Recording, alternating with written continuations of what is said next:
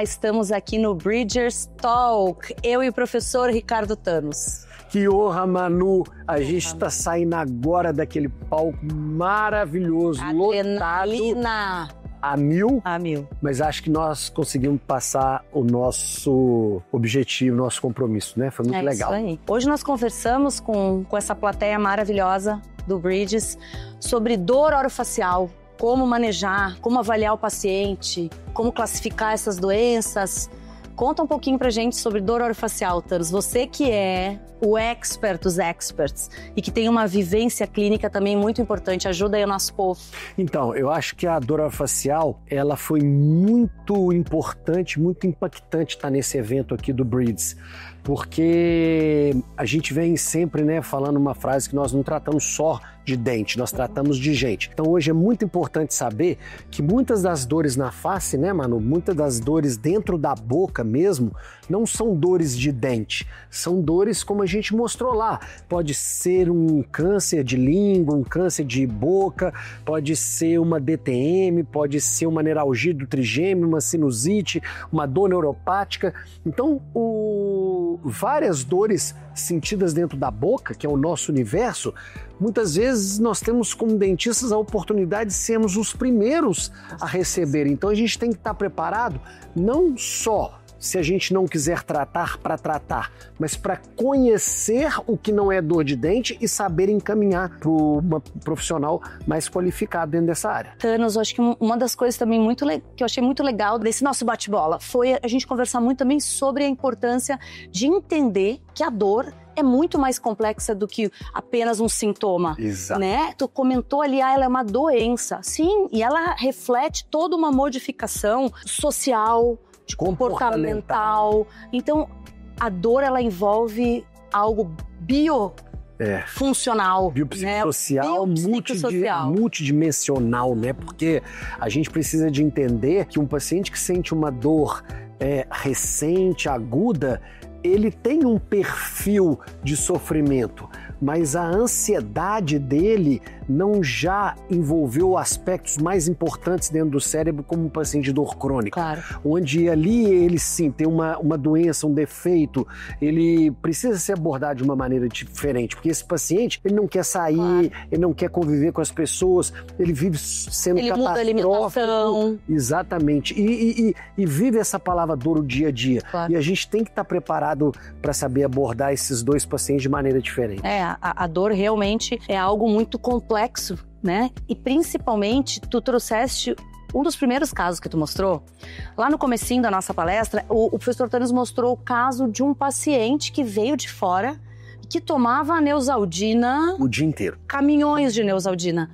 Conta o que tu observou naquele paciente e como que tu manejou aquele paciente. Então, isso é muito legal, porque muitas vezes esses pacientes chegam na gente já como um desespero muito grande, porque eles imaginam que 10 anos de dor, jamais eles vão ficar livres disso, né? Que já faz parte da vida deles o uso de medicação excessiva de analgésicos. A minha vida é sofrimento e ponto. E ponto. Nos Estados Unidos, opioide, no Brasil, anti-inflamatório, Neosaldina, Novalgina. Mas a gente tem que entender, gente, que tudo tem consequências e que remédio, medicação é uma droga. Então, ela é absorvida, ela é eliminada em estruturas que são muito importantes, como, por exemplo, o fígado, o rim, né? Então, você tomar medicação por muito tempo sem ter o diagnóstico correto, você está trazendo para você muito mais mal do que bem. Com certeza. E nós temos a responsabilidade de falar assim, não, peraí, agora está na hora de parar, vamos fazer o diagnóstico correto, vamos entender qual é o seu caso e vamos começar a fazer uma abordagem multidisciplinar, correta, para te fazer ficar livre disso tudo e te dar qualidade de vida. Sim, porque dentro desse universo de dores orofaciais, além do diagnóstico, né, preciso, a gente precisa individualizar o tratamento. Exato. E nessa individualização vai ser a gente entender o paciente, como ele vive, o que ele faz, tudo que está envolvido nessa dor dele. E eu gostei muito quando a gente trouxe essas abordagens não farmacológicas. Eu acho que nesse nosso bate-bola, nessa nossa palestra, tu mostraste várias abordagens. E que, normalmente, para esse paciente com dor, não é uma coisa única. São multi. Isso. Conta um pouquinho de um desses casos que tu mostrou hoje ali no Breeds, com essa abordagem multi, e aí a gente pode destrinchar um pouquinho o que cada uma delas faz, por que tu fez cada uma delas. Eu posso falar um pouco do laser também. Então, eu vou separar aqui uma das coisas mais prevalentes hoje dentro da odontologia, do consultório odontológico. Esse nível absurdo de informações que nós estamos vivendo, essa loucura de trânsito, essa loucura de consumismo elevado, a não satisfação pelas coisas que a gente já tem, sempre querendo ter mais. A rede social te cobrando. A rede social, você tudo tem bonito, que aparecer. Exatamente. Isso gera um nível de ansiedade e de estresse muito grande. E isso leva a uma sobrecarga muito grande do sistema, principalmente o sistema aqui mastigatório. Tudo isso leva ao que nós já conhecemos, que é um comportamento do bruxismo, que é uma atividade motora, né? Apertar, ranger, manter essa musculatura extremamente tensa. Bom, isso em pouco tempo, Manu, talvez não tenha um peso muito grande, mas isso muito constante, você leva a toda uma alteração do metabolismo muscular. E isso leva a alterações, muitas vezes, que vão levar uma isquemia local dentro do músculo, e isso leva a processos de dor, porque tem uma inflamação. Como que a gente deve abordar esse paciente? Primeiro, dando um diagnóstico. É uma DTM, essa DTM ela é muscular, tem um nome que se chama dor miodimúsculo facial da face do músculo, onde essa isquemia precisa de ser vascularizada novamente. Todas têm trigger points? Dor miofacial tem trigger Geralmente points. tem trigger points. Exatamente. Então, o que a gente precisa de fazer? Vascularizar. E como que a gente vasculariza? O melhor processo é machucar, é criar um derramamento de sangue ali. Então, a ação mecânica da agulha não importa o que você vai injetar. Você injetar um anestésico, você faz com que o procedimento seja mais confortável, mas não necessariamente você vai ver que você conseguiu desativar o ponto correto. Mas no caso, teve um dos casos que tu mostrou que foi fantástico.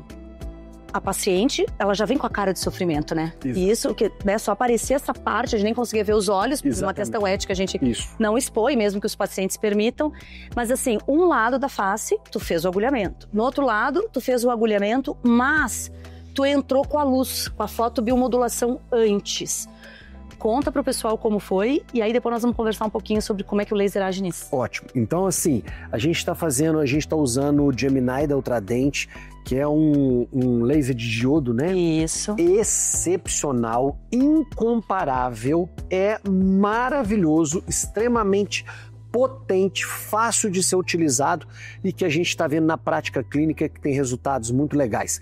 Como a gente não quer anestesiar o paciente para saber onde está o ponto gatilho, você fazer esse laser, essa luz, você já cria uma analgesia. Então eu entro com a agulha muito mais confortável para o paciente e, consequentemente, confortável para mim que faço o procedimento e não estou vendo ele sofrer. Não, e lá quando tu mostrou, na área onde tu tinha feito o laser antes, tu entrava com a agulha, claro, no momento que chegava no nervo, ela dava mas tudo bem. Mas diferente. No outro lado, ela pulava. A plateia gemia junto. Exato. A plateia gemia junto. E o que eu acho importante a gente falar sobre esse uso da luz, né? Quando a gente está falando em trabalhar com fotobiomodulação, significa que nós estamos usando a luz laser, ou LED, nesse caso do Gemini laser de diodo, aonde essa luz... O que é diodo, para o pessoal entender? Boa. O diodo é um semicondutor, é o que está lá dentro do laser para gerar a luz laser. Então, o laser de CO2 é um gás, que é o gás CO2, que está gerando a luz laser. No caso do diodo, é um semicondutor de diodo, e aí tem vários subtipos. Nesse caso do Gemini, ele tem dois comprimentos de onda, o 810 e o 980, que podem trabalhar sozinhos, só que a gente ainda pode trabalhar dual, então a gente consegue ficar mais na superfície e mais na profundidade. O que é muito bom. O que é muito bom. O que acontece quando a luz laser interage com os tecidos? As mitocôndrias das células absorvem e vão estimular o metabolismo da célula. O que acontece com o neurônio quando ele está no meio de uma inflamação, ou quando ele está adoecido? Tu tem uma modificação nessa produção de ATP lá dentro, e ele adoecido, ele produz mediadores químicos que vai sinalizar, despolariza mais rápido. Despolariza mais rápido. Então ele vai deflagrar toda uma mudança local. Quando a gente entra com essa luz bloqueia essa transmissão e ela também age na inflamação. Então, assim, a gente vai ter menos liberação de mediadores químicos inflamatórios, a gente vai relaxar a musculatura. Então, em paralelo, a gente age no músculo, no nervo, na inflamação, que todas essas células absorvem a luz laser. O que é muito bom. O que é muito bom, porque todas essas células vivas têm a mitocôndria. E o que é muito interessante, Manu, é que eu que tenho uma prática clínica muito grande, a partir do momento que eu comecei a usar o laser e entender todo esse processo que você falou, eu hoje não medico meus pacientes mais. E tu associa. Porque você criou um trauma que cria uma dor e uma inflamação, mas não vejo a necessidade mais de entrar com medicamentos, o que também é muito bom. Porque depois já tu faz o laser de novo. Tu faz o laser para anestesiar, que geralmente é uma energia mais alta para tu causar anestesia.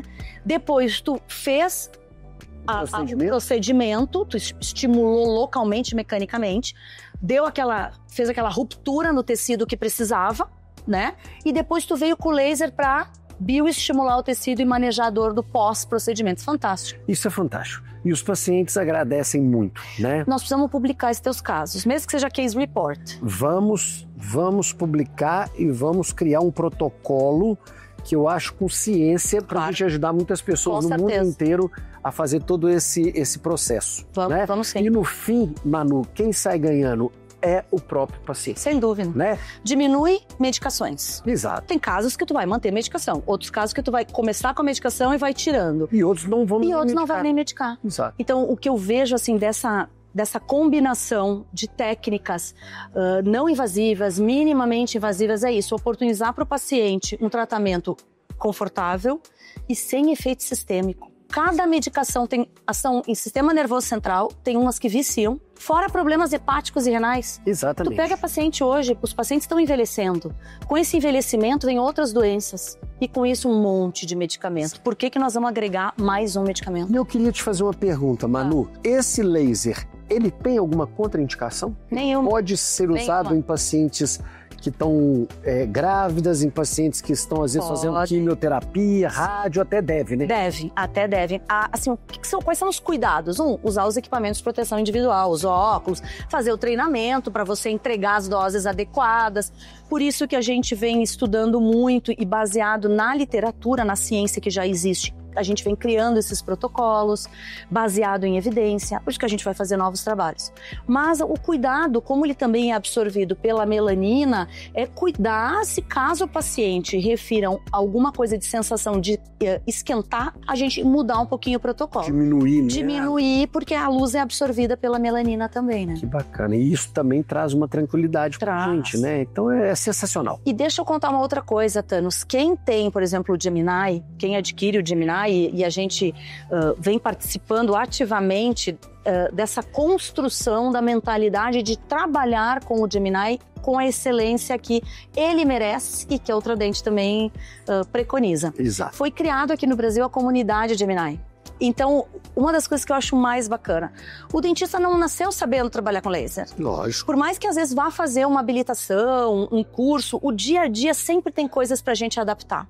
Então, a gente tem dentro da comunidade encontros mensais, uma plataforma com aulas, e que é muito bacana, porque a gente troca experiências. Então, ali, a gente tem os colegas das diferentes áreas, eu estava conversando com aquele outro teu amigo também, que trabalha com a parte de disfunção temporomandibular, a gente vai trocando. E aí a gente vai discutindo protocolos juntos. Legal demais. Então é um algo mais, né? agregando. Fazendo um bridge, né? É um bridge, exatamente. Ponte entre profissionais, entre seres humanos. E levando o melhor para o paciente, com empatia, com amorosidade, com cuidado, né? Agregando valor ao tratamento com todas as ferramentas que a gente tem, né? E hoje a gente precisa de mudar, né? A gente precisa de entender hoje que não existe mais um profissional e um paciente. Não. A gente precisa de entender que existem dois seres humanos. Exatamente. Onde eles estão ali para se estender a mão, cada um dentro da sua própria responsabilidade, mas que precisam ser ajudados um ao outro para que a gente possa chegar ao sucesso. Eu acho que o dentista que não entendeu isso ainda, ele está cada vez mais ficando para trás. Sim, não adianta comprar as coisas, tecnologias, se isso não souber integrar com o ser humano, interagir com o ser humano. E acho que uma das coisas que eu acho que a gente tentou frisar bem ao longo da nossa palestra foi justamente essa conexão. E quem trabalha principalmente com dor tem que ter essa conexão, porque a dor vem carregada de sofrimento. Sim. E nem sempre, tu falou isso muito claro, tem casos que nós não vamos resolver 100%, porque é tão complexo e já é uma dor tão crônica. É uma doença. É uma doença, mas a gente tem que saber entregar o nosso melhor e até dizer para o paciente, chegamos ao nosso melhor. Exatamente. Fizemos o nosso melhor, né? E o nosso melhor, Manu, eu falo muito em quem, por exemplo, é muito comum e prevalente as enxaquecas, né? Tem pessoas que têm enxaqueca a vida inteira. Se você consegue diminuir a intensidade dessa enxaqueca e as frequências dela, já é um fantástico. Né? Aí eu tenho enxaqueca 20 dias no mês, 25 dias no mês. Você conseguiu abaixar para 5.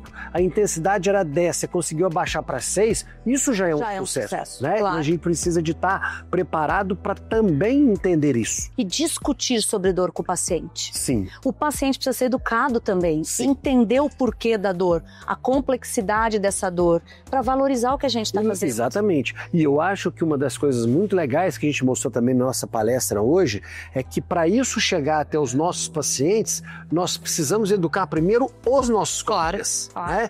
Por quê? Porque não é um problema dos nossos colegas, porque talvez nenhum deles tiveram essa formação. Né? Porque essa formação ela não vem na graduação, ela não vem na faculdade. Então cabe a nós ter a responsabilidade que trabalhamos com essas áreas, começar a botar cara, começar a mostrar que existe e que a gente possa ajudá-los a enxergar hoje a odontologia de uma maneira como a gente precisa de ser enxergado. Thanos, alguma coisa milagrosa para dor orofacial? Diagnóstico e conhecimento, né? Esse é o grande milagre. Isso aí. Estudar, ter conhecimento, ter humildade. Para quê? Para que se você conhece, você sabe o que está ali na tua frente, faça o diagnóstico correto e dê sequência no tratamento, que você vai ajudar muitas pessoas. Mas em compensação, se você não tem conhecimento, se você não consegue ter o diagnóstico correto, tenha humildade suficiente para encaminhar esse paciente. Não é vergonha, Manu, absolutamente nenhuma, não conhecer sobre alguma doença, sobre alguma patologia, né? Pelo contrário, é muito plausível que quando você indica para um profissional que tenha mais conhecimento, né, que você mostra ser realmente um profissional de valor. Ele é o máximo, gente. Queria mais uma vez agradecer ao Ultradent pela oportunidade de a gente estar juntos, né? Nós muito legal. No Bridge 5 também, mas separados. Mas nesse momento foi um presente muito grande poder trabalhar contigo, aprender tanto contigo. E eu acho que uma das principais coisas que o Ultradent faz, que é conectar, né? Eu acho que as pessoas, o conhecimento, e que a gente possa seguir assim, bem conectados, para de alguma forma também transformar o mundo em volta da gente, com conhecimento, com atenção. E Manu, o que eu tenho para falar de você é que a recíproca é verdadeira e assim, eu tô num momento da minha vida, cara, que eu quero estar do lado de pessoas que são mais do que especiais, né? São pessoas que botam o coração acima de tudo e eu sei que você é essa pessoa. Obrigado. Tamo junto. De coração. Thanos juntos. Thanos juntos. Thanos juntos. Né, querida? Isso aí. Obrigada, meu amor. Show. Foi obrigado, maravilhoso. Viu? Mais uma vez.